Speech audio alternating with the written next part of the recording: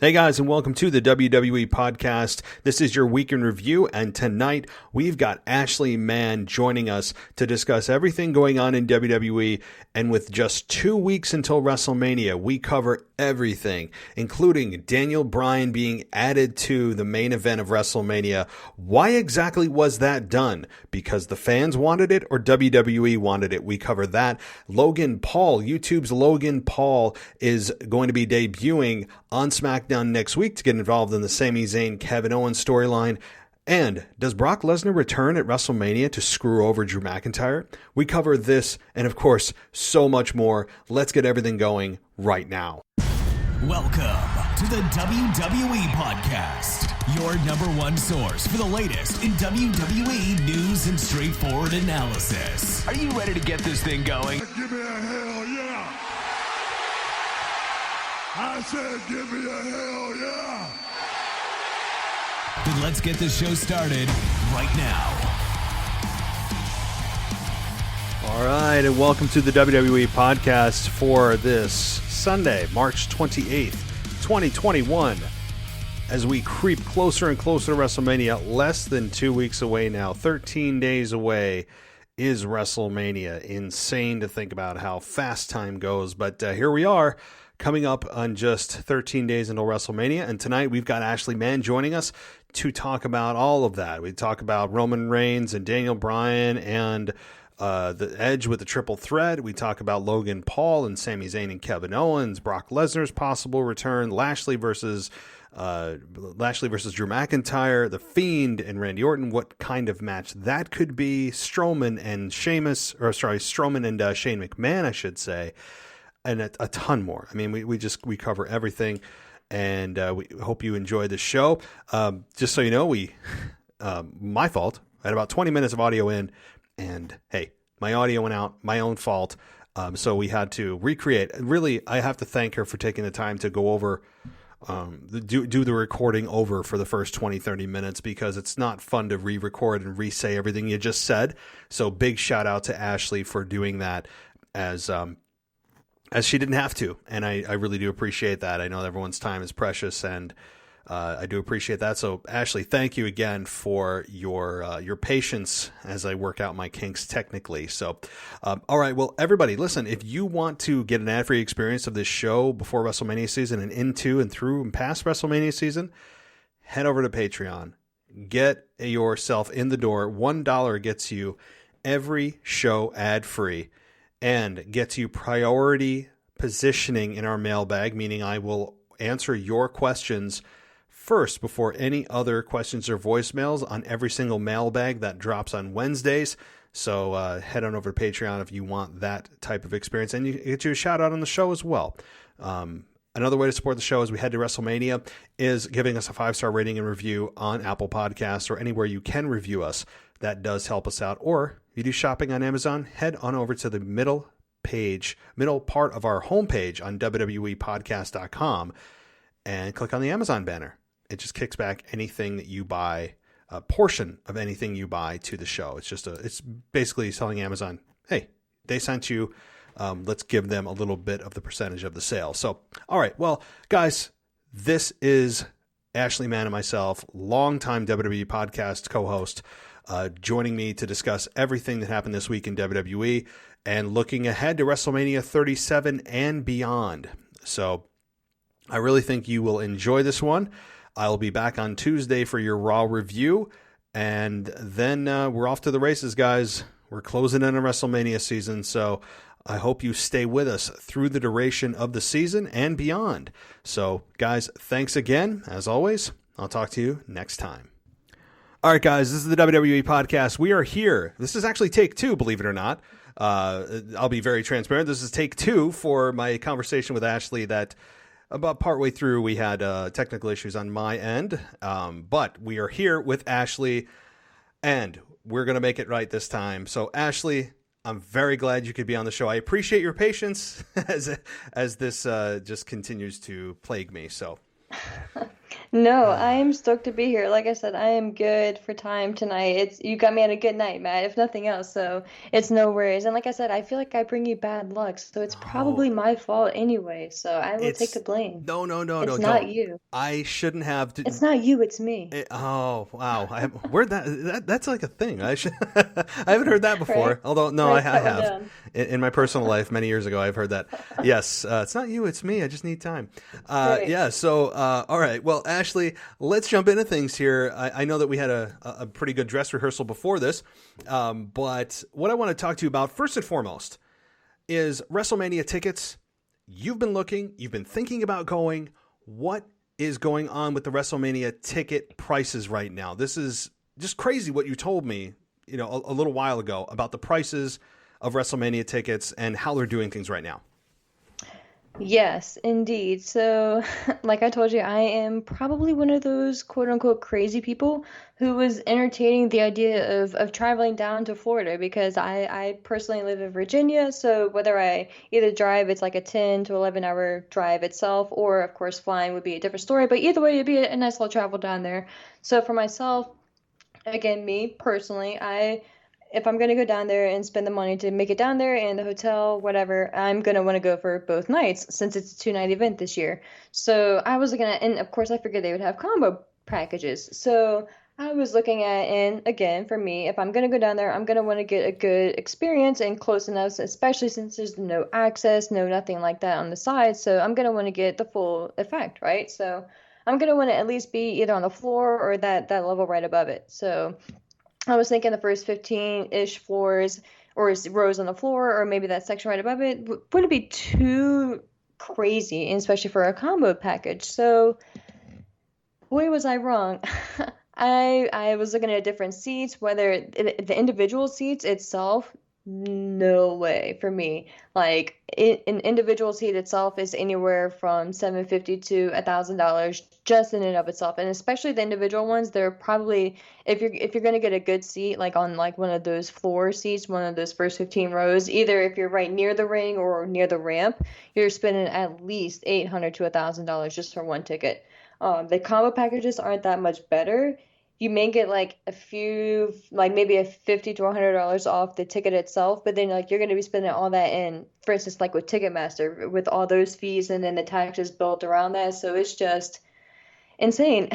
I just wasn't expecting it. Me personally, like, yeah, like I could do it, but it's like for this year itself, like WrestleMania itself for me is normally like my vacation, or it was starting WrestleMania 35.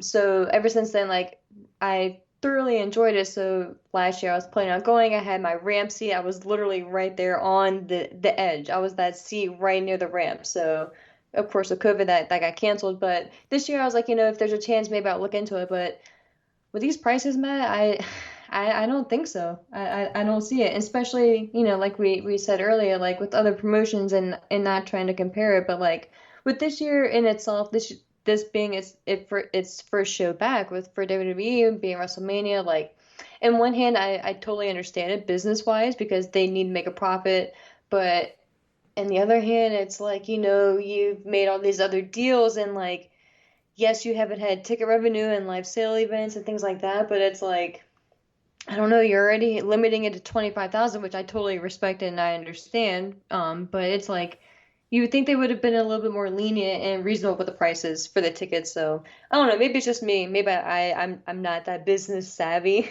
to really understand the reasoning for the price itself. But yeah, it's interesting to say the least. Well, well, first of all, if anybody wants to set up a GoFundMe for Ashley or donate directly to getting Ashley to WrestleMania, like get Ashley to WrestleMania, we'll put a little picture up of you that looks really sad. Oh my gosh. You like shed a tear in front of a WrestleMania sign, and we can get you. I'll do my best. Yeah, you guys can directly donate here. Just send me your email, your PayPal. We'll get something set up for you. I will do a live report for you, Matt. That will be I included. know that kills me. Very, very, very selfishly. That is the Right. worst part about this whole thing, or the best part, depending on how much of a D-bag I am. Is hey, we need to send Ashley to WrestleMania, and it would be awesome to have a live report from somebody Take there. one for the team, right? Yeah, exactly. You gotta. That's the thing. I mean, if you were really dedicated, you would spend your own Right. personal money to go. Right? That's like Guilt the you. initiation into the team. Yeah. Yeah, well, yeah, exactly. You want to be part of the cool crowd. You got to get into WrestleMania and Right. spend thousands of dollars. But in all reality, as we had our conversation before, the reason I think is, I mean, I have my business degree, and I'm tooting my own horn. Not really, because I'm not really that excited about it. But I think that the reason is that WWE is doing this because, number one, as you said, WrestleMania sells itself. They know that they can sell at WrestleMania without having a card at all. Number two, they don't have as many seats to fill to make up for the lost revenue in those seats they could have filled. In a stadium that seats 80,000+ people, they're only able to sell 25. So they're trying to also make it up there. Number three, I think it's they believe a pent-up frustration from fans of, oh man, I want to go to WrestleMania. I want to go just back to a live event. I want to get back to a normal life. And they probably feel that fans maybe have these disposable, there's the other word, disposable funds that they can, put towards WWE right now, that they haven't been able to go and travel. They haven't been able to go see WWE. They have all this frustration and just, I don't care what they charge, I'll go. I think that's their thinking. But see, not to cut you off, see, that's the thing, right? So not to sound whatever way, but like for me personally, again, and I totally respect everyone's situations, but for me personally, like it's just me, right? So I just literally take care of myself and my dogs. So I save money, and I'm fortunate and blessed enough to be able to put money aside and for certain things. So that's why, like, starting with WrestleMania 35, like I just enjoyed that experience, right? So like that's why this year I was like, if there's a chance that I can go, just like and I can do it responsible, because like I told you before, like I was prepared to either pay for like a pod or like a seat beside myself or whatever I needed to do to be, respectable and for social distancing and everything. But I think, which is kind of what we can transition to, is yes, a lot of this is Americans and people who travel restrictions aside, because I think WrestleMania this year is pretty much going to be everyone who's like within the United States because of travel restrictions. So that's what they're banking in on this year. So I think even if you are lucky and fortunate enough to have the funds and the availability, with time off of work to be able to go down there and do it, are you going to want to with the story and with the build that's going into this year's WrestleMania? Because it's like, yes, you can, but like, do you have the extra motivation to do it, So I think that kind of plays into it too. Well, exactly. And speaking of the card, we got Daniel Bryan, Roman Reigns, and Edge in a triple threat. And first of all, what do you think about Daniel Bryan being added to this match? It's funny you bring it up, because if you were to ask me, a few months ago, would I necessarily want a triple threat match? No, I would, right, with it immediately with Edge winning the Royal Rumble. Would I have wanted it to be a triple threat match? No, I would want it to be 1-on-1, him versus Roman. But I think now, and like we mentioned earlier, it's Daniel Bryan is that rare wrestler where you can literally almost throw him into any situation and you won't hate him for being in that situation unless he wants you to hate him. When he was a heel character going into WrestleMania 35, I didn't want to hate him, but I did, because like I respect him, so I'm going to, in like a weird way. But like I was truly cheering for Kofi Kingston to win the title. So Daniel Bryan has that weird like Jedi mindset, like he can do whatever he wants you to like really do, and like he can make you react however he wants you to react to him. So with just going out there and being that good guy and just that reasonable guy and just being like just that matter of fact and just common sense, just like that point of view, it's like how can you not want him in the title picture? But in a way, it like we had mentioned earlier, I believe he's in there solely to take that pinfall, whether it's from Roman or Edge. That's debatable at this point, but I think that's another main reason why he was inserted in there as well, because yes, we all love Daniel Bryan, and we'll be upset if he doesn't win, especially if he's the one to take that fall, but we'll always love him. So it's easier for him to take that loss compared to Roman Reigns, especially right now, or even an Edge. That's what I'm thinking as well. That was going to be my question to you. Like, do you think this is really WWE pushing Daniel in there? Or do you think the fans are like, hey, we want Daniel in the main event? I think it's more like 80% WWE who's saying, hey guys, Roman's super hot as a heel. We love Edge. He's got a great feel-good story. The fans love Edge. We don't know what to do. Both have great momentum going into the main event. We don't want Roman to lose the belt. He's one of the best heels that we've had in 10, 15 years. And at the same time, Edge has got a great story that he can you can build a documentary around. Is exactly 10 years to the day that we have Edge, the redemption story of Edge, right? Like you could see this being the culmination on a documentary of Edge, where he regains the championship on the very day that he lost it and had to retire. So there is a nice symmetry there, and I understand that. So they came to an impasse. They're like, what do we do? Both are like cancel each other out. The need for Roman to retain and Edge's feel-good story. What the hell do? We can't have either guy take the pinfall clean from the other. And Daniel Bryan comes to mind, and they're like, hey, look, fans aren't going to get mad that Daniel Bryan's being inserted into the main event. Why would they get mad? You can't hate Daniel Bryan if he doesn't want you to hate him. So they're thinking, well, we need a pinfall guy. We need somebody to be really be the scapegoat for this match. Why not Daniel Bryan? Fans love him. He can make a great case, and he did it. It did it Fastlane with tapping out Roman, and just got unlucky and not gaining the championship with the referee knockdown. So he has a good case. Edge has been kind of heelish, but also playing the babyface, but aggressive babyface, and there's a conversation there to be had of whether or not you think Edge could eventually turn full heel down the line. But with Daniel Bryan in there, like you said, I think he's there to take the fall. Do you think it's the fall for Roman, or do you think it's the fall for Edge to finally strip Roman Reigns of this championship? Yeah, and I guess we should probably, and of course I don't want to speak for you, but I think we may both be on the same page where just because we are saying that Daniel Bryan is most likely the one to be the fall guy doesn't make it right. I wish there was a way that either Edge or Roman could take the loss, and it just makes sense, right? And it just, both of their characters be super strong enough to move forward. And granted, Roman is by far the strongest he has ever been in his particular role. But I think it says a lot for Daniel Bryan as a character in itself to be strong enough to take the fall regardless of his positioning on the card, babyface or heel, or what it may have, because Daniel Bryan could take a loss at WrestleMania and then disappear for 3-4 months and then come back around SummerSlam time and nothing ever happened. And I think that just again speaks for Daniel Bryan in and of itself. But I think if I were to choose now, I think Roman Reigns needs the victory more than Edge does. I think Roman needs to retain more than Edge needs to win the championship if we're in this situation. I think Edge can move on very easily. And I think the main thing stemming from WrestleMania itself too does depend on the role that Edge is going to play, whether he's a babyface or a heel, because that, of course, depends on his positioning on the card. So I could see him very easily sticking with the babyface role and moving into maybe a feud with a Seth Rollins going into a SummerSlam or something like that.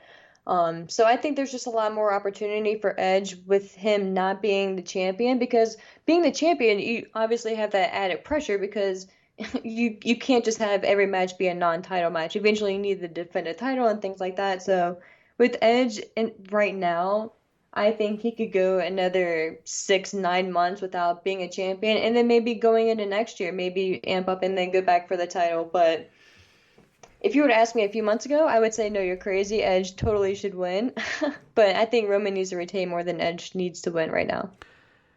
And that's pretty close to what I was going to say. I mean, again, you have these two very good arguments of who should win and why. Again, this is assuming Daniel Bryan's there to take the pinfall or submission, probably the pinfall, for either man. Again, both are good cases to be made, and you could even look at this as WWE cowardice, of management being just cowardly and not being able to have a definitive outcome for this match. Albeit I understand why they put Daniel Bryan there. Again, this is all around the assumption Daniel Bryan's there to take the pinfall. He could very well win the match, although I'd say he's the least likely. You could look at this also again as cowardice on WWE's part. even if Daniel Bryan, you could say, what are you going to do with Daniel Bryan at WrestleMania? There's not a whole lot of options for Bryan at WrestleMania. So putting him in the main event, no one's going to complain, but you could also say it's a little bit cowardly on WWE management's part if the sole reason for them putting him in the match is to have him take the fall because they didn't have the guts to choose Edge or Roman to go over clean on the other. Again, that's an assumption, but I think it's a fair one. Now, as far as who should win, Roman Reigns. I want Roman Reigns to win. And again, for those that didn't hear it, and you didn't because it accidentally got erased as we were talking, but the conversation that we had was Roman Reigns is in a really, really, really good position, but one that we haven't seen maybe back to the likes of Triple H in the Ruthless Aggression era of he's doing such a damn good job. You legitimately don't like him as a character. You do want to see somebody kick his ass. At the same time, you appreciate the heat building. You appreciate the fact that you want to see him carry the championship because it builds to that moment of somebody finally taking it off of him. And good pro wrestling stories are built around the foundation of great heels, not the other way around. It's built around great heels because you want somebody to rise up and say, hey, no, and put their foot in that individual's mouth. You want that heel to be shut down.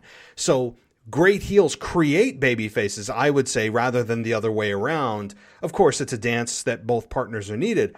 But if I was going to have a great heel or a great babyface, to me, I would argue you can't have a great babyface without a great heel. So I'm all for Roman Reigns retaining here. It's also very weird that we want Roman Reigns to retain, given so many WrestleManias. We clamored for Roman Reigns to just get the championship, get it over with, and we can move on with our lives because we know that's what WWE is going to do. This is a very strange thing for me to say, given I sat here, you've been on the show many times throughout WrestleManias throughout the years, that we're like, yeah, we can see the writing on the wall. We know it's Roman Reigns. Let's get through it. And now we're here saying we appreciate him so much as a heel that we want him to retain and continue this epic run that he's having. This is something that does not come along very often. I mean, 15 years, I want anybody to tell me a better heel that's come along than Roman Reigns right now in his current iteration. I cannot tell you a better heel right now. There are heels, dozens and dozens that have come and gone over the years. Some have been good, some have been really bad, some have been miscast, but very few feel this authentic. And my last point that I'll make, and I'll toss it to you, is what's so great about all this and why it's so unique is I want Roman Reigns to retain. At the same time, I would not cheer him at an event. That's what a lot of people, even in the business, have made of the argument of, well, if you turn him heel, people are just going to cheer for him. And that's the irony. No, it's not. If you're doing a really good job as a heel, where you want people them to hold on to the belt. At the same time, you also want somebody to kick that individual's ass to keep the cycle going. It's this very, very interesting part of our wrestling minds that have not been accessed for quite some time. Exactly. And like you mentioned, I am right there with you exactly with the Triple H reference like we had mentioned before. But for me personally, like for me in my age range at that time, like between the years of like 2003 and 2007, for me in particular, like Triple H, maybe even a little bit earlier than 2003, probably like starting from like 2001 even, or maybe 2002, whatever, but you get the idea. He was just so easy to hate, and he was easy to hate, and then plus you pretty much knew that he was with Stephanie the entire time, and so that was just like another layer. But like regardless whether he was going to end up with Stephanie or not, he was good enough to be in the main event, and he was just that grimy guy. Like he just threw it in your face, and it's amazing even now just saying it now to think about like the complete different versions of Triple H in and of itself. Just thinking about how he was in DX to how he was in the Ruthless Aggression era, like you had mentioned, it's just night and day. but it was just so easy to hate him, and that's what we wanted with Roman. So if I were to be at, for instance, like at this year's WrestleMania, like I would 100% take full advantage to boo him because this is exactly what we wanted. For me in particular, stemming back to when he beat The Undertaker at WrestleMania, because I am a huge Undertaker fan and I was one of those fans and still am in a way, in a weird way. I don't think Undertaker should have lost. Like I don't know. It's a weird thing, but like I'm still bitter, I guess you can say, about him losing in and of itself at WrestleMania to Brock, let alone twice to Brock and Roman, but especially the one to Roman, because him coming out that Raw right after WrestleMania and just seeing that smirky look on his face and just how you could tell that he was just eating it up, how much everyone was just chanting everything under the sun to him and just how much they hated him. And that was just the prime time to boo him and just to embrace, for WWE to embrace that side and just to go full-fledged. And they didn't for whatever reason. So now, yes, it's different. It's a different variation of that heel character, what it could have been. But now is our chance. So now I just feel like it's foolish if we don't, if nothing else. But it's just so fun and just so refreshing to have the opportunity to truly to boo a heel now in 2021 and to feel good in doing it. And everything he's touching is turned to gold. So, I mean, yeah. And plus this business is built around younger guys. I understand Edge could help make some guys and he could carry the championship, but he would essentially be, for all intents and purposes, kind of an absentee champion. Heel to beat him. Yeah, too, exactly. And I do fear that, and I don't really want to say fear, because if Edge wins, I'm also not going to hate it because I love Edge so much. This is almost a win-win-win. I mean, honestly, whoever wins this match, I can't say that for every WrestleMania. It's just which you prefer the most. Exactly. And I think to me, the strongest case is Roman. I like the analysis you brought up about WrestleMania 33. I attended that in person in Orlando at the Camping World, I think it was called. Weird name for a stadium. And I was in that stadium, and the whole feeling towards Roman Reigns was absolutely just toxic in a great way for a fan that hated his babyface character. And the Raw after, I sadly did not attend. But what I want to read is this, and I'll give credit where credit's due. I brought this up on my, I think it was my Raw review show, one of the shows I did last week. This was back in 2017, April 3rd, 2017, when we had that reaction for Roman Reigns after beating The Undertaker. And the reason I bring this up is because, I know it was 4 years ago, but this was the complete rejection of the babyface character into a boiling point moment for fans. Then WWE can label them however they want, and I'm going to get into that in a second. But it was a boiling point, come to a crossroads moment for WWE, and they chose just, we're just going to steamroll with the babyface character. It was a mistake. They had a dozen opportunities that I always said, this would be a great time. This would be a great time. This would be a great time. And obviously we didn't get it pulled. The trigger pulled until August 20 or 25th, 30th, whatever it was of 2020. That said, I want to give credit where credit's due. And this is from The Torch and from Wade Keller. I love his show. Great show. And this is the reason I'm giving credit, because it's so perfectly put about how WWE frames the audiences at WrestleMania or the Monday Night Raw after, when they don't get a reaction that they deem appropriate for the storylines that are going on. Here's what he said. Again, this was about the reaction that Roman got, which was just awesome, the Monday Night Raw after WrestleMania 33. He said, that's the type of thing that pisses off fans, when their genuine dissatisfaction with the product is reframed by Vince McMahon's propaganda machine as, quote, just part of all the fun, and writing them off as this bizarro counterculture minority who speak up once a year. It's not that reaction for Roman is the opposite of usual. It's just more intense, which is expected coming the day after he beat and retired The Undertaker. Again, we thought at the time he retired. And if the fans are booing those who they normally cheer, why wasn't Undertaker booed at the beginning? Nice try, Vince, but nobody's buying that spin. It's a perfect way to place how WWE tries to frame the reaction of those moments and of those times of the year as a bizarro counterculture. That's exactly how they try to frame it. And it does piss off fans in a big way because nobody's going to WrestleMania or spending hundreds and thousands of dollars on Monday Night Raw after WrestleMania to just, quote, have fun. Those are the fans that truly have a passion and will spend anything to get there and tell WWE how they feel. They're not just going to just quote, have fun and give an opposite reaction. You don't go to the Super Bowl and, quote, have fun and cheer for the team that you don't want to win. That's not how things work. So I don't know. So that's what I'll say.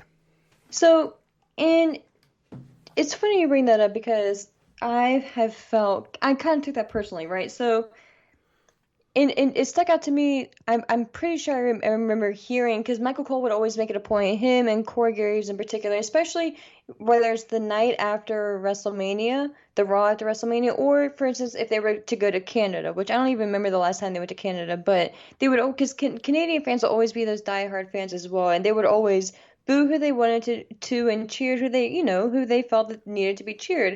And it was you kind of get that same vibe, and even in the UK for that matter as well. Like, those are your diehard fans where they'll truly, like, it's pretty much what you and me and like your lifelong fan truly feels and believes. So that's why we normally tend to enjoy those shows the most, because it's an actual reputation of what we're feeling. And to be discredited, to say like, oh, it's Bizarro World, or, like just the comments that they would make to describe the fans, it's just like, no, it's not Bizarro World. Like, regardless if you agree with our opinion or not, like, these are the fans, and me in particular, I will speak just in my own situation. Like, for WrestleMania 35, like, I made it a point that year to put my money aside and spend it for WrestleMania. So like, I knew like I wanted to go for that week, and I especially wanted to go to the Raw after WrestleMania. I was kind of looking forward to that more than anything else, because like that experience, like I knew those 15,000 plus fans that were going to be there are those from literally around the world. Like, I met people from Ireland, from Canada, from Mexico. Like, it was just a great time, right? So, and to hear them classified and as us classified as like the Bizarro fans, it's just like, no, if that's what you feel like, that's a weird label, because we are the fans who literally spend the most money to go to your show, to go enjoy it, and to express how we feel. So it's just like, it's one of those weird things, and it kind of makes you just sit back and question everything in and of itself. But and at the end of the day, you love pro wrestling, right? And you love WWE because WWE was wrestling in and of itself for the longest time, or what you really had the access to. So it's just a weird thing. But it's just, I don't know, that whole Bizarro World and thing just always stood out to me, because it's like, no, like, we're the ones who love you the most. We're the ones who are always there. Like, we are that 1 point whatever million on Raw that you're getting now, that core base that'll always be there for better or worse. We are the foundation of your network subscriptions. Like we're the ones listening to the every week when we watch you. We're the ones buying your merchandise for the most part. We're like for our kids. We're the ones who are telling our trying to get our family into it. We're the ones who are trying to make excuses for you. Exactly. And yet we as the loyal base are the ones who are being discredited and really just kind of disrespected every single time that we come out. And again, the thing is, I think these fans, including myself, including you, including people who listen to wrestling podcasts, I believe those are the, quote, I guess, hardcore, quote, diehard, I don't know, however you want to label us. We all congregate at WrestleMania, which is why we seem the loudest. We are at wrestling events throughout the year. It's just that we have one spot to finally all congregate and be able to, in one singular voice, tell WWE how we feel, rather than kind of like we're the minority, or we're the dueling chants at Raw or a house show. Or that little pocket. Exactly. Of fans, Instead of that one pocket, we then become the majority at WrestleMania and the Monday Night Raw after, because we are the ones who are able to make it there. We are the ones who dedicate a large amount of money to go to these shows. And vacation time. Yes. And it's a lot of resources that go into that besides the ticket. So it's just... it's just one of those things, Yeah, so you're going to be, if you decide to go, you're going to be that Bizarro counterculture. I mean, like... I will. Oh, God. I will have that label, and screw it. I will wear it, but it's just crazy. It's so funny, because we sit here and complain about it, but it's just like, I don't know. I'll complain about it, but I'm going to go, but like... you don't have to call me bizarre. I know. I love you. Like, why are you? I don't know. It's just weird. Because the I love perception you. of millions of people of at home are, why are they booing? And the sponsors are going, why are the fans booing? They're supposed to be cheering what they're supposed to be booing. It's just, yeah. And so I don't think we'll get it this year. I don't think that WWE is going to have a traditional Monday Night Raw after WrestleMania, which is sad. I think I know. That's the other thing too. They'll just be in that, critically acclaimed and award-winning yes, the Thunderdome. But I heard don't they have to leave soon from Tropicana Field? Yeah, they are moving to a different venue. I forget the name of the venue, but they are moving to another venue. So the Thunderdome will continue, just in a different location. Just in a different venue. Yeah, gotcha. Yeah. So, okay, well, we covered that. I want to also talk about, and I don't know how much you know about this individual, Logan Paul. Logan Paul, Sami Zayn, Kevin Owens. Logan Paul is coming to SmackDown next week to, I guess, share in the debut of the premiere of the trailer for Sami Zayn's documentary, which I actually really, truly hope it's an actual documentary. I said this before. I hope it's not just fake cameras and they're pretending to film him. I hope it's actually been genuine. I mean, that would be awesome if they actually decided to do that, but we'll see. But Logan Paul is going to be there. Kevin Owens this week ends up beating down Sami Zayn after Sami tried to apologize to him. And then really Kevin just wanted a match with him at WrestleMania. So it is Sami Zayn versus Kevin Owens at WrestleMania, even though we were told a couple of years ago this is their final match. I didn't forget that. Some people may have. But they had like a series of matches over like 5-6 months or however long it was. And they're like, this is the final match. And here we are, whatever. These two are going to be great together. There's no question. I have no problem with that. Logan Paul is going to be involved, I think, in some way. I don't exactly know what that is. And those of you that don't know who Logan Paul is, he used to be a big Vine star for remember when Vine was a thing? He created his own YouTube channel. He got in a bit of hot water for making fun of people who he went to I think it was a forest in Japan, and he made fun of people who like commit suicide there. Apparently there's a forest in Japan. That was him. Yeah, that was him. He was really insensitive about, because it was a forest in Japan that people tend to go to kill themselves. Yes. And it was this big thing. So that's that guy. And he's done some wacky stuff. He's also into boxing. Like he's a super, I wouldn't say he's really good, but he's got some victories under his belt with boxing. So this guy is the definition of social media sensation. So I think ultimately he's going to be better than Bad Bunny. I know that people are, it's hypocritical that you're not going to criticize Logan Paul, but you're going to criticize Bad Bunny. Well, Logan Paul is actually capable of performing some moves in the ring and taking bumps. This guy is in very good shape. He actually has a really I enjoy his personality. I think he'd be a great wrestling personality. So I don't know. Anyway, do you know about Logan Paul? Are you a little bit familiar with him?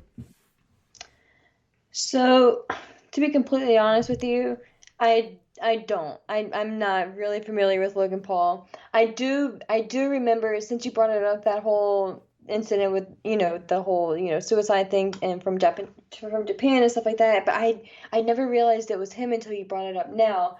And I did remember him having like this boxing match just a few months ago, right? Yes. If even that long ago, he just had a boxing match with, maybe, was it a basketball player? Is that who he just fought or something like that? It was like a celebrity match. It was a celebrity, yeah, like one of those things, yeah. So, but even then, I remember thinking like, and to be honest with you, like I was never really like big on YouTube. Like I never sat out and like watched YouTube videos, just because for the longest time I didn't even have internet where I lived because of reception. So yeah, it was a weird thing. So I probably missed like his whole rise to fame.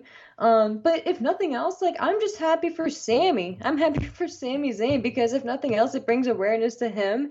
And I love what he's doing now in his little documentary, and just the clips that they, like the 1.5-minute clips that they've posted online, like on Twitter or whatever. But I love it. So if it brings good awareness for Sami Zayn, like that's all I care about, because him and nothing else. Like at the end of the day, like I'm just happy that him and Kevin Owens will have a WrestleMania match together, because they deserve it after everything they've been through. So I personally may not know much about Logan Paul, but it is what it is. No, and that's fine. I mean, I didn't know who the hell Bad Bunny was before he came in, and I didn't know bad, but maybe and that's why I'm like, it's just me. So that's why I'm like, I'm probably not the best co-host to ask because I'm probably not like the best like pop culture centric, but I'm just like, I don't Bad Bunny either. Like I hadn't even heard of him yeah, until like never WWE. heard of him. I know, and people are like, you don't know Yeah, who Bad Bunny? I'm like, nope, like, I have no never, clue who he is. All I never. know is every week I want him off my screen. That's all I know. Like I want nothing to do with Bad Yeah, Bunny at all. I mean, yeah. I can't stand him. But all right. Well, I guess we'll find out. I mean, what happened? What Yeah, Logan and Paul's I'm not involvement is. knocking. Hey, if to each their own. If they train, and like you said, Logan Paul is in great shape, so I'm sure like if he does something, like it'll probably look decent. So it's just for me, if nothing else, I'm just kind of like over like the celebrity involvement. Like I understand it from a business perspective, but I'm just like I don't know. It's just kind of weird to me.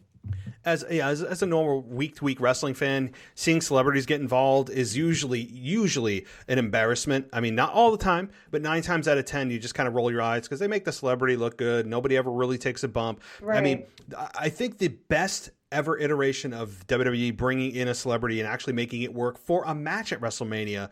No, it's not Snooki. It was You Floyd sure? Mayweather. Yeah. Oh God. No, don't even. I mean, that's just embarrassing. Thank God I wasn't doing a podcast back then. Oh, I wish But you were. That should be one of your shows. maybe I should. Maybe I could do. I mean, That I could go should. back. I have not watched You that match, should. but what I could do is maybe do like a video reaction to that match. I don't Yes. know. You give me ideas. You But should. as far as I mean, again, Floyd Mayweather versus Big Show. I think as far Yeah. as actually 24, right? delivering. WrestleMania 24. Yes. Was it 24? It was in 2009. So I yeah. think that was Orlando. Yeah, Orlando. Yep. When Edge and Undertaker faced one another. So that Yes, yes, yes. yep. So that to me that was the best iteration possible of a celebrity coming in. But yeah, we'll see. I'm not down on it. I'll let it breathe and see. But like you said, Sami Zayn does need a little bit of eyeballs on him right now. I think they're underutilizing him. I also think that with Sami Zayn, they seem to be booking him a little bit weak, where unless he does something underhanded, he can't win a match. I'd like that to change. I mean, I'm a big fan of Kevin Owens too, but all right, let's move on. Let's see, Rhea Ripley and Oscar. We have an official match at WrestleMania because I think Rhea Ripley is the only one on the roster that remembered the Raw roster has a women's championship. Everybody else is like, oh, that's right. There's a Raw women's championship. Rhea Ripley, though, comes out, challenges Oscar. Oscar accepts. So what do you make of this? So I feel like if you're a fan, especially on Twitter, right, nowadays, because that's honestly really the only thing we have to judge the fan reaction by. So it's one of those things where like either you're on the side where Rhea Ripley should have debuted right after the Royal Rumble and gone through all these matches and like built up all these wins and then challenged Asuka, or you're okay with her just coming in, challenging Asuka right off the bat, and then just going from there. Me, normally, I am on the route where you should debut, especially if you're going. It's different if you're going to SmackDown to Raw or vice versa, right? But I feel like if you're going from NXT to either SmackDown or NXT to Raw, you should, and especially going to WrestleMania, like you should, build your way there. But like with Shayna Baszler, like with winning the Elimination Chamber and just in that route. So with Rhea Ripley, though, it was different because I feel like and maybe I'm a little bit of a hypocrite, but I feel like with Rhea Ripley, she has a strong enough history to where, like, for instance, with last year, with her facing Charlotte at WrestleMania, she has that right there. She has being in the Royal Rumble, she has that experience with being in the bottom too. So I feel like it's different. And yes, she may have not had the strongest year in NXT in and of itself, but I feel like if you look at Rhea Ripley within the past 2, maybe 3 years, even going back to when they had that invasion on SmackDown and the interaction with Survivor Series, I think you can go back and there's enough there to where Rhea Ripley has maybe if not matching, but maybe more than enough of the story to just come in and be like, yeah, like I deserve a shot, whether that should be straight to WrestleMania or not. But I'm a Rhea Ripley fan, so again, maybe I'm biased, but especially because who else really do you have credibility wise? And that's sad. Like, I'm not trying to knock any of them by any means, but it's like, it's not like WWE has spent the past year since WrestleMania building up substantial opponents for Asuka. So it's like, because Asuka herself hasn't even been the focal point. So it's sad. So I'm happy with it. I'm fine with it. It's for me, it's just a matter of is Charlotte going to be injected in the last minute into being a triple threat, or is she really just going to just ride it out for health reasons, and then just come back that week after, and then just go from there. But I think at this point, and as much as I hate to say it, because Asuka's kind of got like the short hand of the stick each time, but I feel like Rhea Ripley should win just because it'll shake things up on Raw and just kind of go from there. You're right. I mean, I am normally a fan of traditional building people up, bringing them in, making them feel like they earned it. That is a normal progression of title defenses and wins and championship victories. But in this case, WWE, number one, like you said, last year she did debut on the roster. Yes, she went to WrestleMania with Charlotte. We know that. So it's not like she's really a totally new character to most people. Although, even if you look back a year, she just feels like a totally different character. She's got confidence. She feels like she knows who she is. Her look is different. I'm a big Rhea Ripley fan, as most people are. And that being said, WWE also decided to, for the first time, maybe ever, actually do video packages to build to her debut on Raw, her official Raw debut. I don't remember the last time they did that with anybody on the roster, for men or women's side. I think that's really important to do at times. And the fact that they did that, go ahead. I thought they were gonna. I'm so sorry to cut you off, but really quick, like I'm so happy you brought that up because I truly thought that they were gonna debut her like the Monday night after WrestleMania. Like I thought Charlotte was gonna win. They were gonna debut her there and then go from there. But I think the Charlotte Flair really threw like a wrench into their plans, and I think that's kind of. Me personally, I think that maybe is what kind of like expedited things there. But yeah, I agree with you. And like you said with Charlotte Flair, though, I know she's got COVID. Apparently, that's the reason she's out.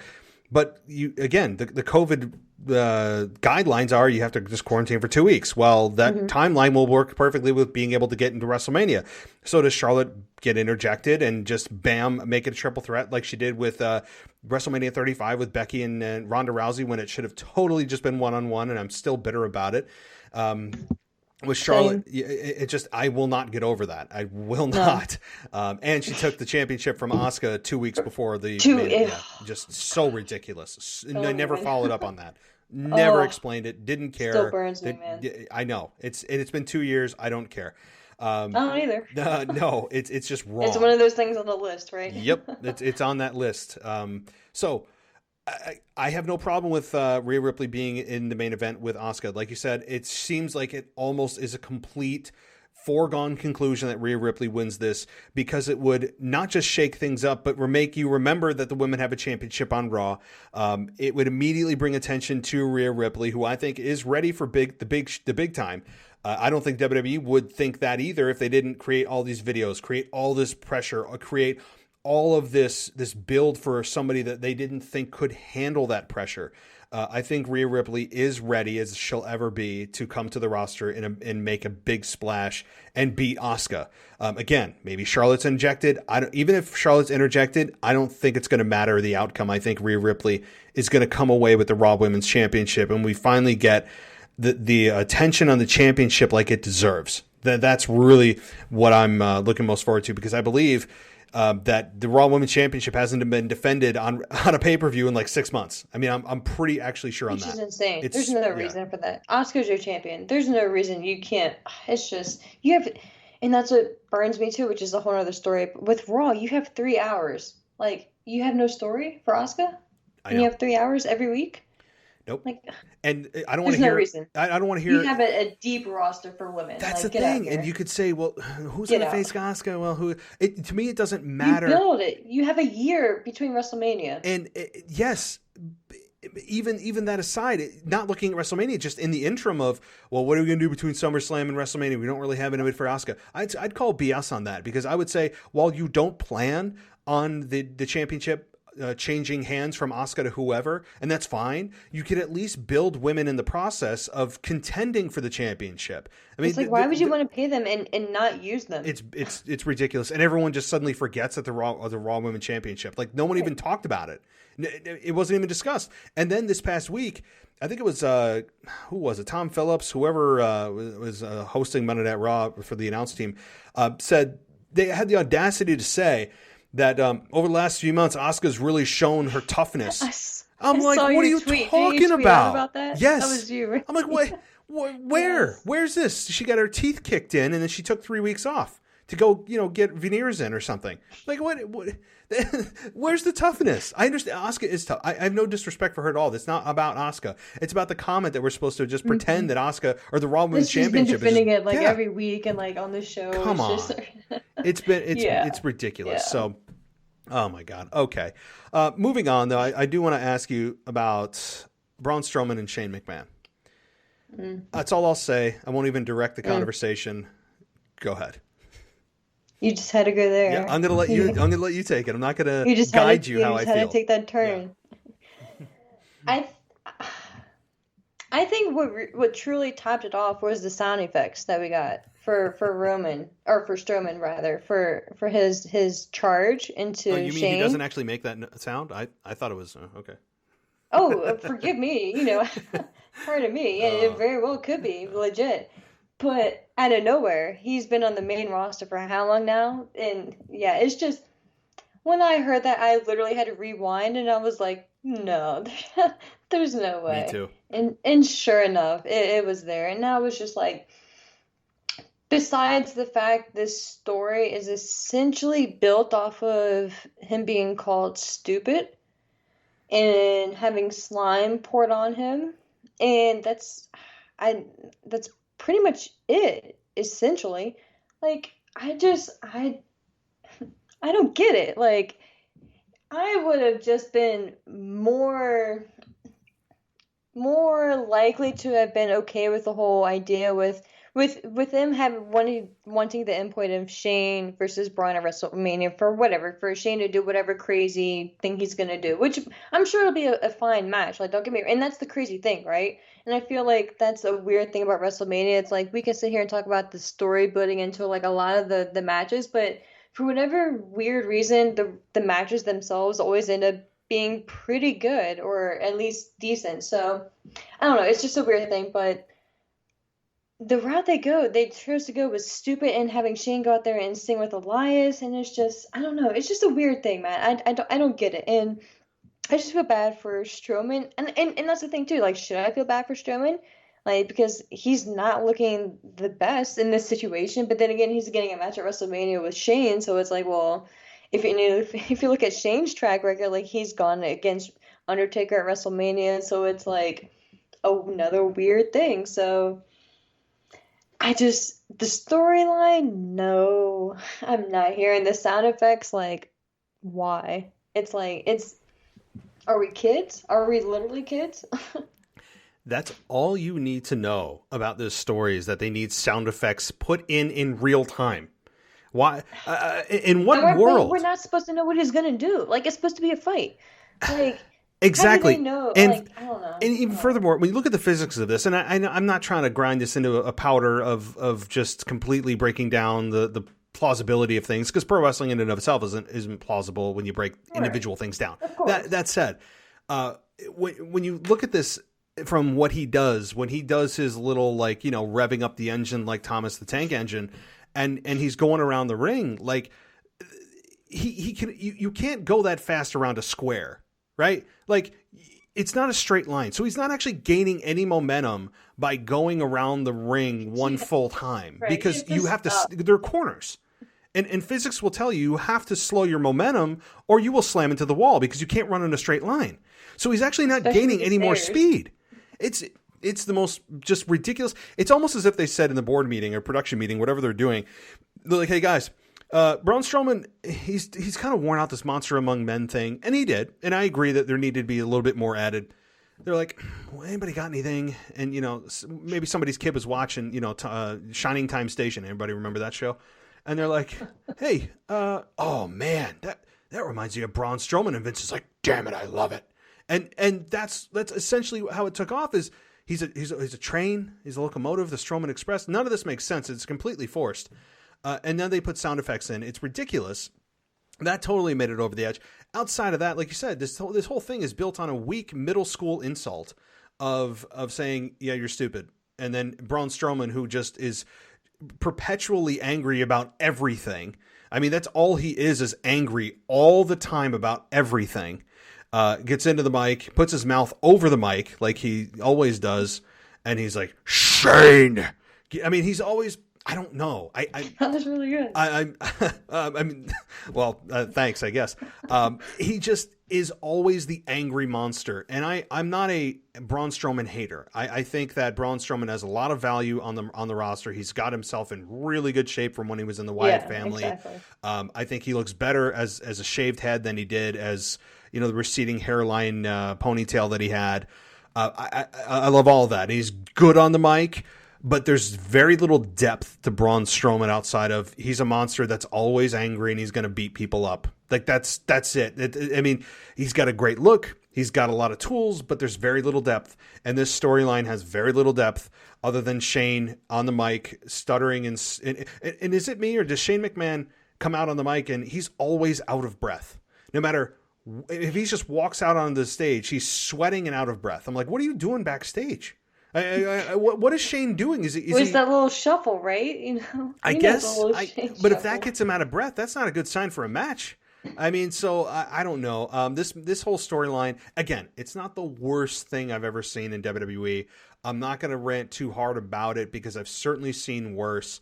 But when you look at this as a WrestleMania match, it does feel forced. The storyline is very weak, and now Shane's using slime. And I said this on my show, as like, hey, are we going to bring in Mark Summers and do Double Dare? I mean, what are we going to do here? I mean, like, it's very Nickelodeon. I mean, that's exactly what it is. So anyway, those of you who aren't 90s kids are like, what the hell are you talking about? Right. So, you missed out, guys. Yeah, you did. If you don't know what Double Dare is, please just do it. I think it's actually on, what is it on now? They actually took, way off topic here, but they took like Guts. They took Double Dare, Wild and Crazy Kids, what is it? Eureka's Castle, all those Nickelodeon shows, Legends of the Hidden Temple. I was about to say Legends. Yes, when you're sitting there screaming like you don't know how to put the Shrine of the Silver Monkey together, you idiot! It's backwards. So God. Yelling at the TV. Yeah, so it's on one of the streaming services. I don't know if it's. Oh man. What is it? I don't know if it's Paramount or I forget, but they just lumped in a whole bunch of those 90s shows into a streaming service, and I have it. I just can't remember. Of course, it's not Peacock, right? No, it's not Peacock. Of course. No, it's not. But anyway, for those of you who are not born in the 80s are like, well, we have no clue what you're talking about. But anyway, so that's what it feels like. It feels very childish to me. That's what I'll end on. This whole storyline is very childish. Agreed. All right. Let's move on to something more serious. Fiend, Orton. Yes. I'll just say that the WrestleMania sign is becoming really a jack of all trades in terms of being able to not only retaliate against people as Bianca Belaire did last week on SmackDown, because when she got slapped, she just goes, oh, no, don't make me do it.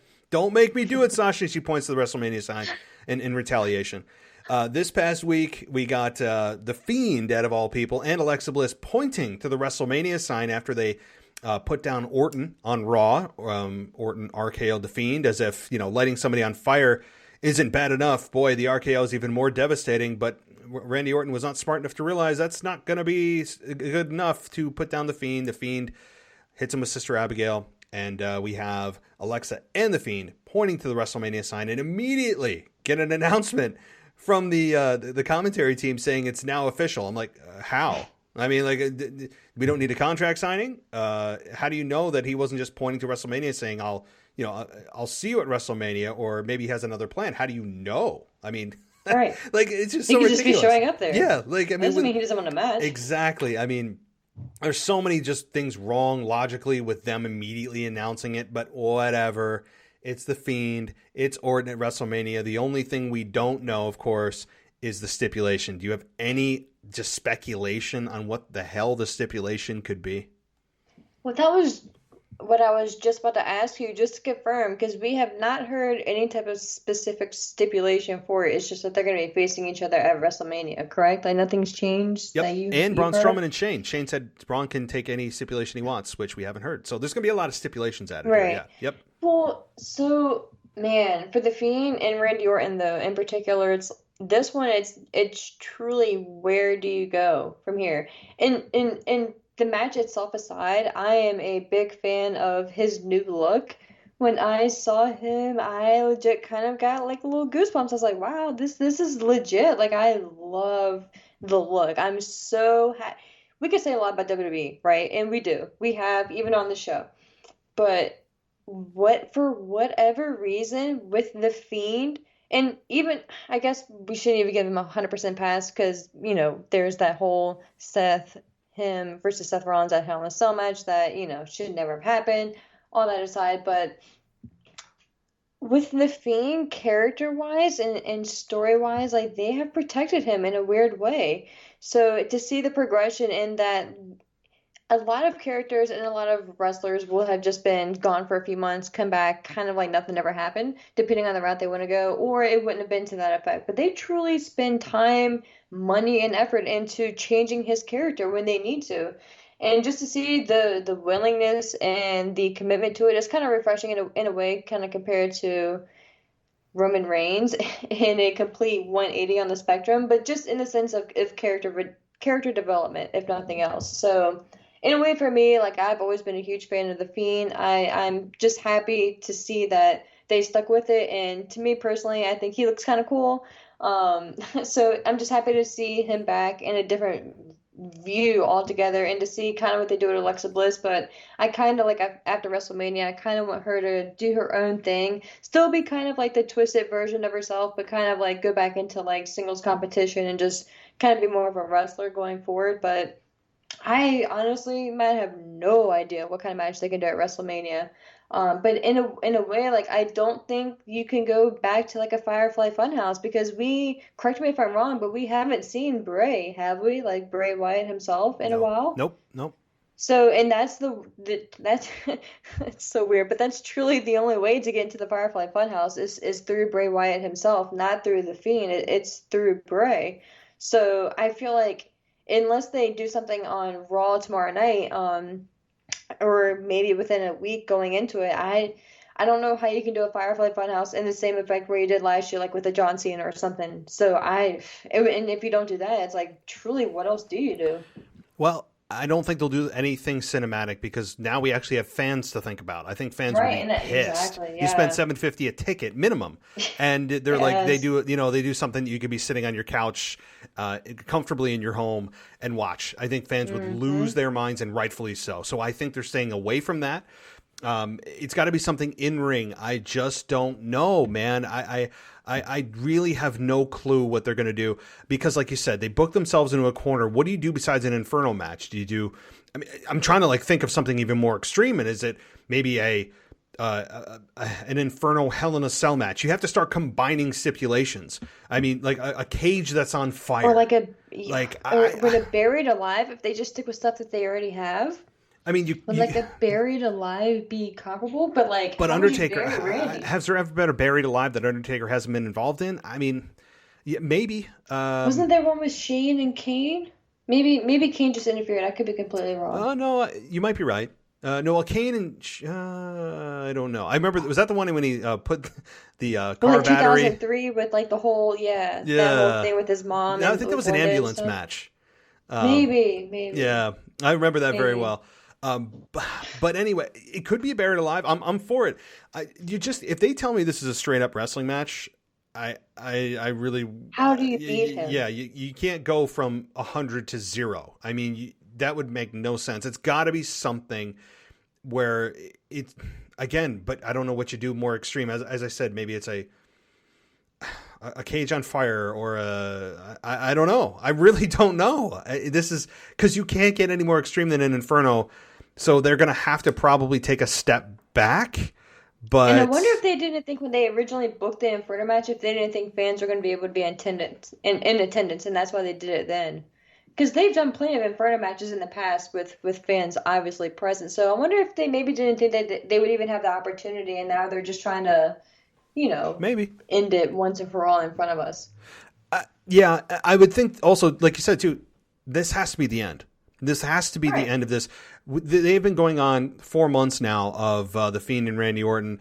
And it has, you know what? When you look at how long this has been going on, and yes, fans are kind of like, okay, can we just get to it? And I agree. It's kind of like, okay, can we just get to whatever this is? The Fiend's look is awesome, number one. It's kind of like, it's essentially, pun intended, resurrecting The Fiend's character.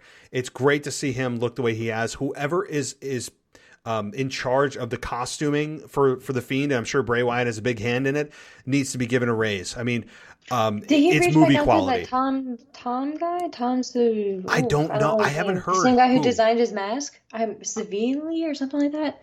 I'm Maybe. like blanking on his last name, but like this. Well, whoever I know, whoever it enough. was, like you said, did movie masks, like actual Yes, horror yes, movie. yes. It was legit, and I would think they went to Yes. the same individual or individuals, because this is done. This isn't hokey. This isn't the gobbledygooker. I mean, this isn't the Shockmaster. This is a legitimate movie quality horror flick that they put a budget into. Like, this was very well done with the peeling skin, and he looked exactly the way he should have. It was a great evolution of The Fiend. It was awesome. So again, to the credit of costuming, Bray Wyatt, whoever came up with this, they had 3 months to, and I said they better make it good, and they did. So yeah, again, the stipulation, I don't know. Alexa Bliss, to your point, does need her own story arc. I am fine with her being associated with The Fiend. I'm fine with her kind of summoning her powers and telling us it's morphin time. And she does her own like transformation into a demon version of herself when needed in the match. I'm fine with that. But like you said, it is time for Alexa Bliss after WrestleMania to go into her own story, perhaps challenge Rhea Ripley. I mean, assuming she wins, imagine Alexa Bliss's dark character against the nightmare of Rhea Ripley. I mean, like, there's a lot there.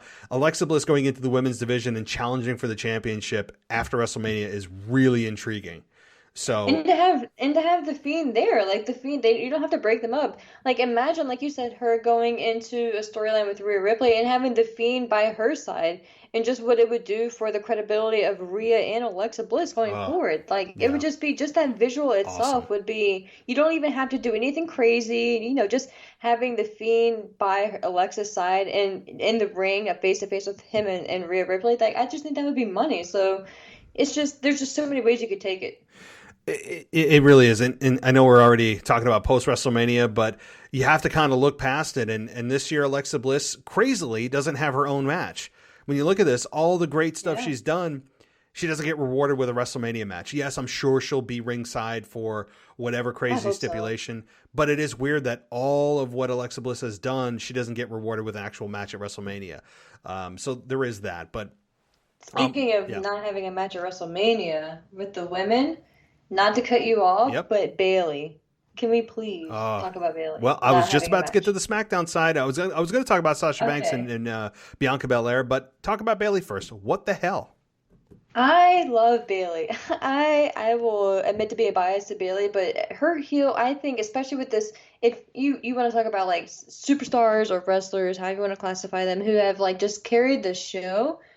Bayley, man, Bayley was that person for SmackDown and for WWE in and of itself, like, and just to not have a clear direction with her going into WrestleMania, and yeah, she'll most likely said being like the women's battle royal, or whatever, and win that, like, at least she would be involved in that. But to me, it's just and not even necessarily having her in the title picture, because I'm 100% there for Sasha Banks versus Bianca Belair, which, like you said, we'll get into, but. It's just so sad. There's no clear direction for Bayley, and just everything that she's done for the brand itself this past year plus. I don't know if Charlotte were to come back, as weird and hypocritical as it is for me to say it, like I wish there was like a weird way that like maybe Bayley could get a match out of her in some however storyline they want to play it up. They could come up with something, or for no reason at all. Like at this point, like we've had worse, but it's like I don't know. It's just kind of bizarre to me, like just not having like a clear direction with her, with how strong of a character she's been and grown into being. No, it is mind-boggling, and honestly, until you mentioned it, I really didn't even think about it. And that's sad. I mean, that's sad on my part. It's also sad on WWE's part that she just disappears come WrestleMania season. It's shocking. I hope that she's so disrespectful. Like she's just it is. Like with the year that she's had, exactly, and what she's done for the women's division, the reign that she had with Sasha Banks. Really the development coming into her own as a heel, finally feeling like she's got it, and boy, has she got it. It is really shocking. Now, again, we still have 2 weeks to WrestleMania. I understand that. We still have 2 shows of SmackDown to go. Not a lot of time to build. So even if it's like I hope it's not, but if it's a battle royal, the women seem to have a battle royal every year, and same with the men. The men's on the Giant Memorial Battle Royal, where it's kind of like a participation award. Everybody, gets a shirt for saying thanks or a trophy for thanks for participating, which would be insane for Bayley to have to participate in, but it's better than nothing. I do hope it is some kind of, even if it's a last minute addition. She is deserving to be on that card. I'm sure she's sitting to herself. Pam, what's her? I can't even remember her last name, but her real name's Pam. Pamela. I'm sure the person is like sitting there like, what the F, man? Like, I killed it all year, and then they make me a ghost at WrestleMania time. Now, again, maybe is there an injury or COVID that we don't know about? It's not likely. It's very unlikely, but she's been on TV, and that's the thing, like it'd be different if she had just disappeared, because then, like the injury or whatever would make even more sense, but it's like, I don't know, it's just, and there was maybe speculation that maybe she could be like the host of WrestleMania, but now Hulk Hogan has gotten that. No. We need Hogan on WrestleMania. No, don't do this. Of course, so Bayley who, so it's just, I don't know. Just for me personally, and like I said, I'm probably biased because I've always been a big Bayley fan, but it's just like, WTF, man. Like, she has carried the show in a lot of respects for the past year. So it's just, I don't know, it's just kind of one of those things. It is, you can look at it disrespectfully. Again, we have 2 weeks. Maybe they'll surprise us with something. It's not completely in WWE over. Land. Yeah, right, exactly. But moving into the women's division a little further, of course, we have Bianca Belair and Sasha Banks. This past week, Bianca Belair made a reference in her promo that Twitter basically had fun with the fact that last week she didn't do anything and she was the bigger woman to not retaliate. And I'm thinking to myself, that still doesn't help your case, right? Like, if someone punks you out, you got to have the respect for yourself to retaliate. You don't just point at a sign and go, oh, did you just wait till WrestleMania? I mean, like, you stand up for yourself. So it's funny that she did make mention about Twitter having fun with that. And I am part of that, quote, fun that they label it, just destroying that segment last week, not this week, about Sasha slapping her and punking her out week after week and shoving her. And then she just points at a sign. I'm like, what's happening here? How am I supposed to respect somebody that can't stand up for themselves? But this past week, she did retaliate, slap Sasha Banks during her match with Natalya. And then after the match, after Bianca Belair wins, Sasha Banks beats down Bianca Belair, and the boss is left standing, completing, I believe, her full heel turn, especially given, as I listened to the injected audio, they were boos. So that tells me how somebody is cast. There's no guesswork with the crowd reactions because they're all manufactured. So what are your thoughts on all this? Yeah, and in a bizarre way, if nothing else, COVID has allowed us, or the Thunderdome, the critically acclaimed Thunderdome, has allowed us to get an insight on Vince McMahon and production's views and how they think that we should be perceiving certain characters. So in a weird way, it's kind of intriguing. So I hope so. I hope that is a sign, and a solidifying sign, if nothing else, that Sasha should be the heel going into WrestleMania. Because I think it's pretty obvious that Bianca is the babyface at this point, with just all the promos that she did with her parents and things like that. Like, how can you not want to cheer for her right now? And it's just, and Sasha herself, especially with the boss character, it's easier, and she should be a heel. It's easier to hate her, and kind of like with Roman, it's just one of those things where it should be a given where she's just so easy to boo. And yeah, like you want to cheer her, but you don't want to even more. So like you respect her, but it's like like I hate her even more type of thing because she's so cocky and she's so confident. So it's like yeah, like she says she's the boss, and yeah, maybe she is, but it's like you don't want to admit it. So I think they should just go full-fledged with it. Especially like I think they should have done this weeks ago, like right after Bianca won, or maybe shortly thereafter. But I'm just happy and hopeful that they are sticking with it going forward, so we can at least get a couple weeks of substantial story going into it to truly be able to cheer Bianca and boo Sasha, and everyone kind of be on the same page and in that respect going into it. And I think, you know, that Sasha Banks, to all her credit, I'm a big Sasha Banks fan. I think that she is ultra talented in the ring. I think at times, I'll be honest, I think she over-sexualizes herself, maybe unintentionally at times, where she wears outfits that, I mean, look, I'm all for looking at a good-looking woman. I'm not blind. At the same time, you know, it sometimes is distracting with the outfits she wears, where it draws more attention to her outfit and her body than it does to the words she's saying. I mean, that's just coming from a man's perspective, a straight man. At the same time, I think that Sasha Banks is a much, much better heel. I think that she is just born to be a heel. She even couldn't hold it back during the Broken Skull sessions she did with Stone Cold. She had that laugh that's her heel laugh, but apparently that's her real laugh. Which is obnoxious. I still haven't seen it yet. You know, it's not obnoxiously bad in terms of her ego on the show, but it's very clear that who you see on TV is truly her magnified, which tells me she comes across arrogant at times. I mean, her body language comes across arrogant. Her laugh is exactly what you see on TV. It wasn't, Really? yeah. It wasn't full out Sasha Banks character, but there are a lot of elements you'll see during Just her. turned up. Yes, yes. And I also think Michael Cole having to say boss time every single time she comes out.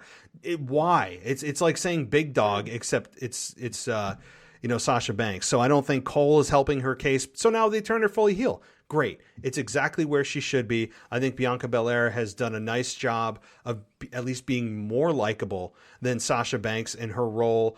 I fully expect, I don't think this is a secret, for Bianca Belair to win the SmackDown Women's Championship at WrestleMania. I don't think, you know, that's a crazy prediction. I think it's I'd say I'm fairly confident in that prediction that Bianca Belair will be crowned the new SmackDown Women's Champion at WrestleMania. I don't think that's really in jeopardy, but maybe that surprises us. So I don't know. I think the storyline has been fine. I'm surprised it took this long for it to truly break down into physicality. I'm glad Bianca Belair actually retaliated with a slap this week. That was nice. But yeah, the storyline's good. I have no complaints about this storyline, and I'm looking forward to their match. I believe they're night one, correct? I think they're Saturday night. Yes, I believe so. Yes, because there's talk that they may end up main eventing night one. So oh wow, we'll see. Cool. Hey, yeah. I read that like I think yesterday, I believe. Well, that leads us into the other main event at WrestleMania, which is Lashley and Drew McIntyre. And this past week, Lashley defeated Sheamus doing his Hurt Lock, and then Lashley gets pissed because he has the Hurt Business come out, and without apparently having Lashley tell them to try to help him win the match, Lashley gets pissed about this, and then Drew McIntyre goes on to a 2-on-1 handicap match against Shelton Benjamin and Cedric Alexander, beats them. So the Hurt Business appear to be on very, very thin ice, and Drew McIntyre and Lashley are on a war path. So what do you think about this whole storyline? Yeah, it was interesting this past Monday night. So in a way, I'm kind of sad that it may be leading to the Hurt Business as a foursome breaking up. But in a way, like I'm kind of curious to see if they. I guess it all depends too. I guess just to back up, it depends on who ends up winning at WrestleMania, because I truly feel like things have maybe shifted. Whereas maybe a month or two ago, I would have said, "Oh, it's probably 100% certain that Drew would win," right? But I think maybe it's more likely that Bobby retains at WrestleMania. So And if he does, I think maybe he could maybe go into like a babyface route. So I think if he does, that would kind of make more sense as to why they wouldn't just split like the foursome group up. And just have him and MVP being that dominant heel or that dominant babyface champion going forward. Could be completely off, but I don't know.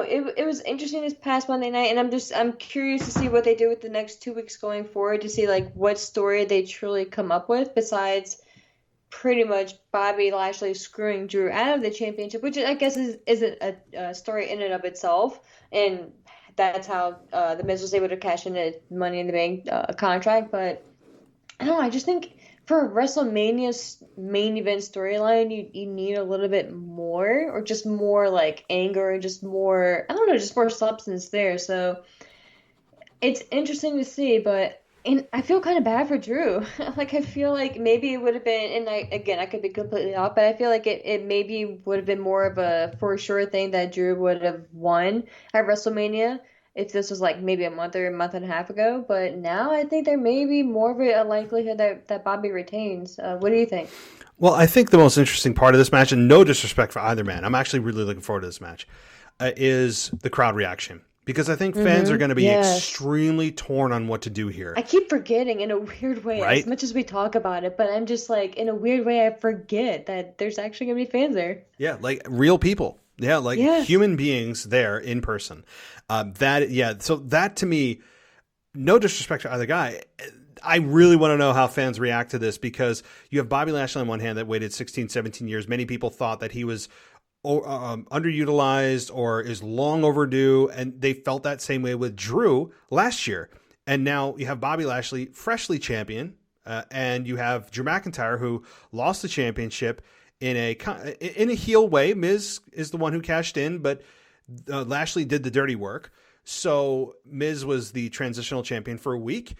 Lashley gets the belt, and then you have Drew McIntyre challenging Lashley, of which it was never explained actually how he got that the main event spot. No one ever explained it. It was just apparently he was owed that. No one ever fought about it. No one talked about it. There's no tournament. It was just, it happened. I mean, there's just no explanation. Apparently they didn't want to get into it, whatever. So Drew gets that spot, and they also, the fans love Drew. I think the fans have a strong connection with Drew after being the guy who steered the ship during the pandemic era. I think he will forever be remembered as that guy who was in the Performance Center, who was in the very quiet last man standing match with Edge that went way too, or not Edge, Brock Lesnar, who's in the Performance Center with Brock Lesnar, beat him in 5 minutes. They will forever remember Drew in that moment, I think. And at the same time, rightfully so. Yeah, exactly. And I just think fans are going to be torn because they want to see what Bobby Lashley can do as champion. They've been waiting so long. They know they like Drew as champion, and he's trying to get it back after losing it in a chicken you-know-what way. So I don't know what fans are going to do. I think it's going to be dueling chants. I think there's going to be a lot of maybe boos for Drew and boos for Lashley. I think it could be split 50-50. I think it's going to be dually like Bobby and Drew chants. I don't think either one of them are going to be booed. I think it's legit going to be like a 50-50 split. Because I think for the, like you said, like the respect factor for Bobby, and I guess year-wise, rightfully in the same, they kind of have a similar path if you think about it, just different avenues. But like they both started off in WWE pretty young. I think Bobby was probably catapulted a little bit higher than Drew, being WrestleMania 23 and all that. But they both left, and they both made a name for themselves outside of WWE, and they ended up coming back. And just the journey that we saw Drew go through, starting back from NXT, then coming back and being the Scottish Psychopath, I believe, with teaming with Shane. Because I'm pretty sure I was talking to you like when there was them as a tag team, just saying like we wanted Drew to be more, and we wanted him to be world champion and that focus, and now he's finally here. So honestly, in a weird way, like it, as much as it pains me to say it for like in the respect of Bobby Lashley, but I think it wouldn't shock me if nothing else, if like Drew were to win at WrestleMania and then maybe like a month later at the next pay-per-view, maybe drop it back to Bobby Lashley. As crappy as that may sound, but like that wouldn't surprise me, just to give Drew his moment back at WrestleMania that he definitely deserves in front of the fans. Not saying that Bobby doesn't, but in a different way, I guess, for Drew. Because then who knows, right? Because with how things are changing too, they may be able to go back and like maybe it could be like every 3 months or so, like have a live pay-per-view event with like a certain amount of fans. So maybe Bobby could get his next moment at a different event. I don't know. So it's interesting to see how it's going to play out. It is, and there's also a wild card we haven't talked about that's rumored around everywhere of Brock Lesnar, either interfering in this match or coming out after the match and giving, Lashley an F5 or Drew an F5. Obviously, with what happened last year, it would make sense that if Brock Lesnar was to come back, he would want vengeance on Drew McIntyre because of what happened last year. But there's also that lingering match that even Bobby Lashley talked about and MVP, I believe, on Twitter, teasing it, or it was brought up in conversation about how has this not happened yet. This match, I think, will happen eventually, Brock versus Lashley. But do you see Brock Lesnar interfering or maybe waiting till after WrestleMania or not even at all? Maybe Brock's sitting up in his 8-foot-high fence farm in Montana, growing his beard and sitting on his pile of cash. I mean, so. I hope he comes back with like this long grizzly beard one day, kind of looking like Dan O'Brien, where they called him like goat face, like the Authority called him goat face, that long shaggy hair, that big beard, like, I don't know, just in a weird way, just because the stereotype that we hear about Brock, right? Like yes. he secludes himself and literally is like a farm person. It just, for me, entertainment wise, like at least just for one night, kind of like Edge did when he made his return and then just like cleaned herself up or whatever, like years ago. But just me personally, I think it'd be kind of comical, but I don't see it happening I don't know, as much as I'm easy to say, like, I don't see it happening. In the same token, this is the first show back with fans. So I feel like if they are 100% set and already have the plans booked for Brock coming back, this year, as opposed to years in the past, I could see it more likely happening where Brock were to like return at like right after the match, like pretty much like what you said. Like, let's say if Drew were to win, him like coming in right after, pretty much essentially right after the 3 count, right? But I think for me, if Brock were to come back at WrestleMania, I think it would be more so if Bobby were to retain.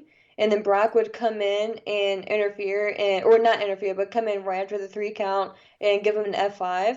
And then just kind of solidify maybe more so Bobby being the heel and then Brock being the babyface. Because we haven't seen Brock as a babyface in so long. And I think that's maybe what Raw needs. Because in a weird way, like for me personally, like I love the whole Sheamus and Drew McIntyre feud. Granted, they have had a good amount of matches now, but I think Drew has a lot more options without the title as well, going forward. And I think him and Bobby can very easily go back into a rematch at maybe like SummerSlam or something like that. But I think if Brock were to come back, whether it's at WrestleMania itself or maybe necessarily the night right after, like if Bobby were to retain, and that's kind of honestly where I'm leaning more towards right now, with Bobby retaining and kind of staying in the heel route. If Brock were to return, I kind of maybe see it. And again, solidifying Brock as babyface. Because the thing, too, that I kind of want to ask you really quick, if Brock were to return, do you see Heyman being involved with Brock? Or is Heyman going to remain on SmackDown?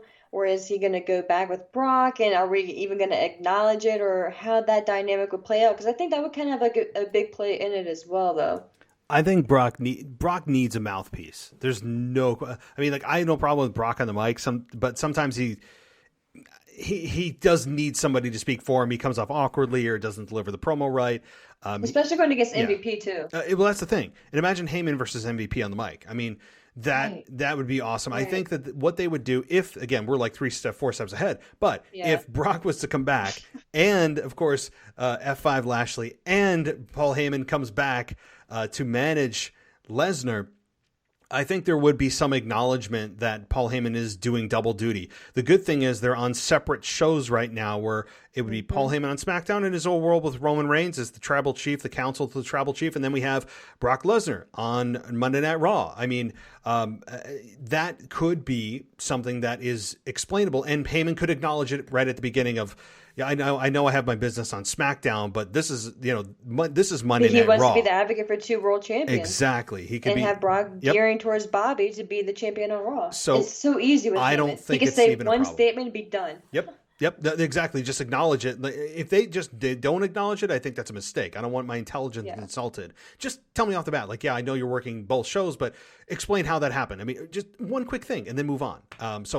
Again, we are so far ahead of that happening, but I don't think it's unrealistic to think about. I could also see Brock Lesnar coming out and ruining the match completely, where both guys are down. Baby Heyman hits, Drew hits a Claymore on Bobby. Both men are down. Drew's exhausted. And then you hear Brock's music hit. Out he comes. F5s both guys. It's a disqualification or something screwy. More referees down, doesn't see it. And both men are down and it ends up in a double count out. I know that sounds insane for a WrestleMania main event, but I think the interest of Brock Lesnar being there and doing that could also overshadow any frustration that fans would have, because they're like, oh my God, Brock Lesnar's now involved. Now, again, that probably won't happen, but I could see him also ruining the match. So I don't know. All right, let's move on. Something a little less serious. Miz and Bad Bunny. Now, I have destroyed Bad Bunny to really I'm making myself nauseous talking about Bad Bunny so much, just because I cannot stand anything that he does, says, or just the way he looks, anything. Like, I can't stand the guy at all. He hasn't grown on you yet? What's that? Not yet. He hasn't grown on you yet? No. He's not at all. I'm just going to say something that is a 4-letter word. It's no. The answer is no. But I will say that and I have trashed Miz on this show a million times about his personality that he has when he's with Morrison. And somebody made a really funny meme about Morrison's hairdo lately. They said that Morrison looks like the aunt that you have in your family that lets you drink at a family party just to be the cool aunt, and hides it from your mom. I mean, that's exactly the way with he the looks. Sunglasses and everything. Yeah, too. He's like the cool aunt in the family that tries. Yeah, yeah. So that's so true. But I will say, if I'm going to be forced to choose between the Miz that I can't stand and an outsider who is pretending to play wrestler, I will choose the Miz every time. That's how badly I despise Bad Bunny. And to Miz's credit, he pointed out this week on Raw that on the WrestleMania poster, Bad Bunny's on it and he's not. That is, I mean, that's a legitimate, like, I'd be pissed too. Do you have any interest in this, quote, match? I say that very loosely. No, I don't. I truly don't. Again, because I don't. Short answer, no, I don't. Nice. Kind of medium-ish long answer, I don't, because again, me not being as cool as some of these young kids nowadays, I truly don't really know Bad Bunny, and I've never been a fan of the celebrity involvement in matches, at least, because there's no winner really. Like, I don't know. I respect Bad Bunny for training or whatever. I hear that he has at least like put time in, like, in the performance center and stuff like that, and has been training these past like few weeks or a couple months, whatever it's been. But so no disrespect to him at all. But me personally, I probably take this too seriously in a weird way, but like, it's WrestleMania. Like, I just don't think, I feel like if you're going to have a match on the card, like, you should have been working that prior year to earn a spot on the card. And it's just, and again, I get it for business purposes and all that stuff to the side, but just like, for us as wrestling fans, like me personally, like, I'm not excited for it. I don't know. And I think The Miz, in a weird way, deserves more. Like, I just keep thinking back to, 2016, Miz and Maurice, when he was going against John Cena. He was kind of serious back then, and like, he just had that different vibe to him, and he was like maybe on the route that, like, yeah, if you give him another few months, and when he was the Intercontinental Champion and taking that stuff seriously, like, yeah, like, it would be more believable. Like, he could potentially be a world champion going forward. But now it's just like, you've watered him down so much where he's going against Bad Bunny, and we both know he's probably going to lose, which is sad. So it's just, I don't know. Yep. I probably take it too seriously. They're going to make Miz the butt of the joke, and I actually don't want that. I mean, and I can't stand. Like, I don't want it for him. I don't either. I think Miz and Morrison are usually channel changing for me when they're together, but Miz on his own, if he's going to be facing Bad Bunny, I have no interest in seeing a celebrity come in and make anybody look like a fool. I don't even care if it's The Miz. It's just, in general, to me, it's disrespectful to the men and women that are on the roster, that we're supposed to believe that this dude who, honestly, I mean, he doesn't look like he's ever seen the inside of a gym, much less believe that in 2 weeks he's supposed to be able to prepare for actually having a match with The Miz, who's been in WWE for like 15 years. It's ridiculous. But The Miz will be the butt of the joke. He'll end up on his back, looking up at the lights, taking the 1, 2, 3 for Bad Bunny at WrestleMania. There's just no other way around it. So, okay. Yeah. AJ Styles and Omos getting their WWE Tag Team Championships. Getting their opportunity against New Day. So, what do you think about that? It is what it is. Like I wasn't a fan of the New Day winning the titles again.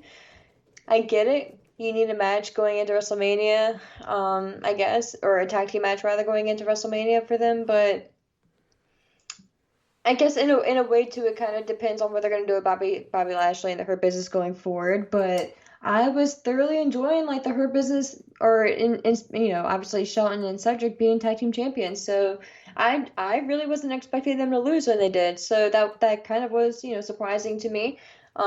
So in a weird way, yeah, I'm intrigued to see what Amos is gonna look like in the ring, and AJ Styles. It's amazing to think back over the past, what's it been, like 20 years now, 18, 20 years of his career, and to see like his progression through like TNA and New Japan and all that, and to see even his character in just WWE alone, like how it's progressed. It's a weird thing. Like you kind of like, in a way, like for me, I guess personally, I should say, I'm like, I want to see him in a more serious role because he is phenomenal. He's like one of those once in a lifetime wrestlers, and he could be good. And he is kind of like one of those guys, like you can slot him in the main event picture, and at any time it kind of be believable. Like for instance, like last year with The Undertaker, like you can't just throw anyone in there with The Undertaker. So I think in a way, like I wish AJ was doing something different, but I guess in a way I should just be happy that he's on the card. So we'll see, and I guess it should be, and like I said, getting to that point, AJ will make it entertaining and probably hold the majority of the load for his side, but almost could be great. Almost could end up being like a really surprise to all of us in the ring. So I guess we'll see, and we shouldn't judge until we see him, right? And I'm just sad, like you said, about the Hurt Business having to drop the belts to New Day. Who, again, nobody wants to see New Day as champion. I really want to talk to somebody. Time. Yeah. The only reason I could think of is that they needed a babyface team to face a heel team at WrestleMania. They didn't want heel Hurt Business versus heel AJ and Omos, or Amos, whatever it is. I really, that's the only reason. And they're like, well, New Day's been champion before, and they're more credible, I guess, in terms of championship teams, and it add more value to the belts when AJ wins it with Omos. I mean, I can think of no other reason. I mean, I'm fine with heel versus heel team. The fans will find a way to cheer for somebody.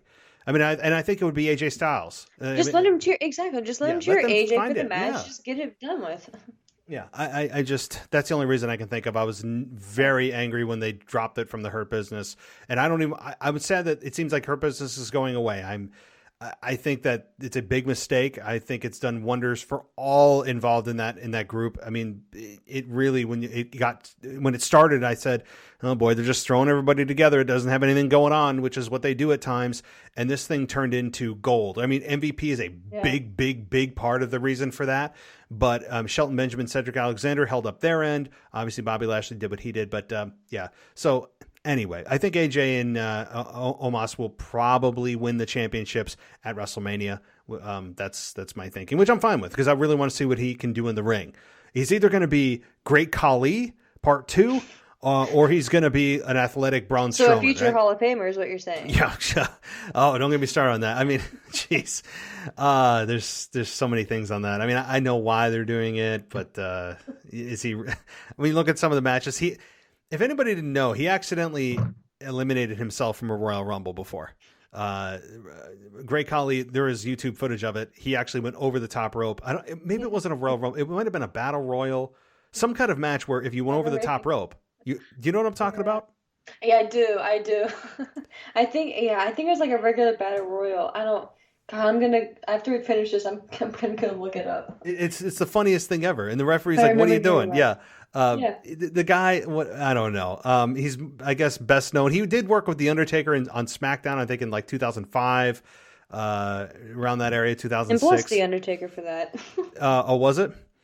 I said bless the Undertaker Oh, for bless that. the Undertaker. Yeah, bless the For Undertaker. I dealing mean, with that in the Punjabi prison. and he lost clean to he lost clean to Great Khali and the Yeah. Punjabi prison matches. Yeah, I mean that's what he's best known for. I don't know. Whatever. The guy is a monster of a man. I'm sure that he's respected in some areas, and in India he's huge. I mean, obviously he's like a living legend there. But anyway, yeah. Was there anything else? Any other topics that I missed? I know there's always little odds and ends, but I have everything scratched off on my list here. So I don't think so. I think that was predominantly everything. awesome. Well, I appreciate you actually staying with me for the additional time here as we talked for about 20 minutes and it all got erased. But we tried to duplicate it for you guys, and I think we did a good job of it to make sure you heard everything we had to say. So. Ashley, if there's anything you want to share with our listeners as far as your social media, you can go ahead. Yeah, just feel free to follow me on Twitter at ASHMANNS. And yeah, that's pretty much it. And don't forget, guys, I'll be setting up a GoFundMe for her WrestleMania trip. It'll be the picture with her shedding a tear onto a WrestleMania logo. So that is what I'll set it up, and you guys I'll get right on it. Yeah. So Ashley, as always, it's really a pleasure. We will definitely, as WrestleMania is 2 weeks away, 2 weeks from yesterday, actually, less than 2 weeks, we will be in touch and get back together for sure. Sounds great. Thanks, Ashley. Have a good night. Thank you. You too. All right, bye.